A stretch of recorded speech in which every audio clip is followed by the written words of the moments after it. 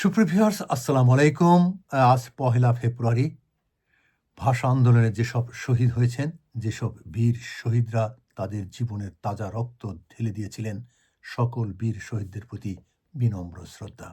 সুপ্রিয় ভিউয়ার্স, আপনারা জানেন যে পাকিস্তানে চেয়েছিল উর্দু ভাষা, কিন্তু বাঙালিরা রক্তের বিনিময়ে আন্দোলন, মিছিল, মিটিং করে তারা ছিনিয়ে এনেছে বাংলা ভাষা। এই বাংলা ভাষার জন্য আত্মত্যাগ দিয়েছেন শহীদ রফিক, জব্বার, সালাম, বরকত সহ আরও অনেকে।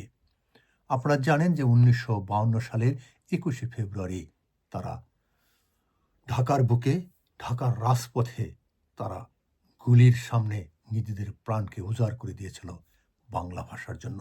রাষ্ট্রভাষা বাংলা চাই, রাষ্ট্রভাষা বাংলা চাই। সেই রাষ্ট্রভাষা প্রতিষ্ঠিত হয়েছে এবং আপনারা জানেন যে দীর্ঘদিন পর ১৯৫২ সাল থেকে ১৯৭১, এই দীর্ঘ সময়, দীর্ঘ ২৩ বছর বাংলাদেশের স্বাধিকার আন্দোলনে আরেকটি ইতিহাস। সুপ্রিয় ভিউয়ার্স, সেই ইতিহাসে যাচ্ছি না, শুধু শহীদদের প্রতি বিনম্র শ্রদ্ধা জানাচ্ছি। এবং আপনারা জানেন যে ১৯৯৯ সালের ১৭ই নভেম্বর ইউনেস্কো থেকে বাংলা ভাষাকে আন্তর্জাতিক মাতৃভাষা হিসেবে স্বীকৃতি দিয়েছে। সেই থেকে বাংলা ভাষা ছড়িয়ে আছে সারা বিশ্বের আন্তর্জাতিক মাতৃভাষা হিসাবে। এজন্য আমরা গর্বিত, অহংকার করি বাংলা ভাষা নিয়ে। আমরা পৃথিবীর যে যেখানেই আছি, আমরা বাংলায় কথা বলি, গর্বের সাথে বলি আমরা বাঙালি, আমাদের ভাষা বাংলা, আমরা রক্তের বিনিময়ে ছিনিয়ে এনেছি আমাদের মায়ের ভাষা।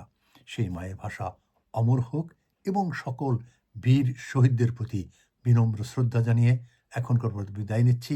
আপনারা সবাই ভালো থাকবেন, সুস্থ থাকবেন, যে যেখানে থাকবেন গর্বের সাথে বলবেন আমরা বাঙালি, আমাদের ভাষা বাংলা, আমরা বাংলা ভাষাকে ভালোবাসি।